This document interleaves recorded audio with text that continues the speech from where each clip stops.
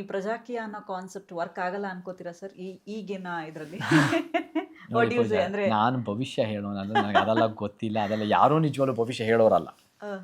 ಆದರೆ ನನಗೆ ಅದರಿಂದ ನಮ್ಮ ಕರ್ನಾಟಕಕ್ಕೆ ಬೇಕಾಗಿರೋ ಸಮಸ್ಯೆಗಳಿಗೆ ಪರಿಹಾರ ಇದೆ ಅಂತ ನಾನು ಕನ್ವಿನ್ಸ್ ಆಗಿಲ್ಲ. ಅದು ಚಳುವಳಿಯಿಂದ ಬಂದಿಲ್ಲ, ಸಮಾಜದ ಸಮಸ್ಯೆಗಳು ಗೊತ್ತಿಲ್ಲ ನಮಗೆ. ನಾನು ಅವೆಲ್ಲ ಹೇಳ್ದಂಗೆ ದರ್ಸ್ ಅ gradation of ideas, ದರ್ಸ್ a gradation of visions.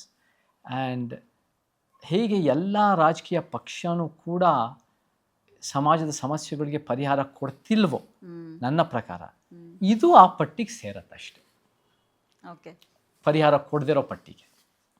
But ಅವರಿಗೆ ಅದನ್ನು ಮಾಡೋಕ್ಕೆ ಎಲ್ಲರಿಗೂ ಸ್ವಾತಂತ್ರ್ಯ ಇದೆ. ಅವರು ಮಾಡ್ತಿರೋದಕ್ಕೆ ಒಳ್ಳೆಯದಾಗಲಿ ಅಂತ ಹಾರೈಸ್ತೀನಿ. ಅವರು ಕೂಡ ಪ್ರಾಮಾಣಿಕ ಪ್ರಯತ್ನ ಮಾಡ್ತಾ ಇದ್ದಾರೆ ಅಂತ ನನಗೆ ಕಾಣಿಸ್ತಾ ಇದೆ. ಒಳ್ಳೆಯದಾಗಲಿ. ಡೆಮಾಕ್ರಸಿ ಒಂದು ಬೇಕು, ಬೇರೆ ಬೇರೆ ಧ್ವನಿಗಳು ಬೇಕು, ಬೇರೆ ಬೇರೆ ಆಲೋಚನೆಗಳು ಬೇಕು, ಬೇರೆ ಬೇರೆ ದೃಷ್ಟಿಕೋನಗಳು ಬೇಕು.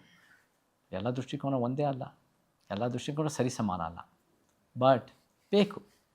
ನಮಗೆ ಎಲ್ಲೋ ಒಂದು ಕಡೆ ದೋಸೆ ತಿನ್ನೋಕೆ ಹೋಗ್ತೀವಿ, ಎಷ್ಟೋ ದೋಸೆಗಳು ಬರ್ತವೆ. ನಮ್ಮ ರವೆ ದೋಸೆ, ಮಸಾಲೆ ದೋಸೆ, ಈ ದೋಸೆ, ಮುಲ್ಬಾಗಿಲು ದೋಸೆ, ಯಾವ್ಯಾವುದೋ ದೋಸೆ, ರಾಗಿ ದೋಸೆ.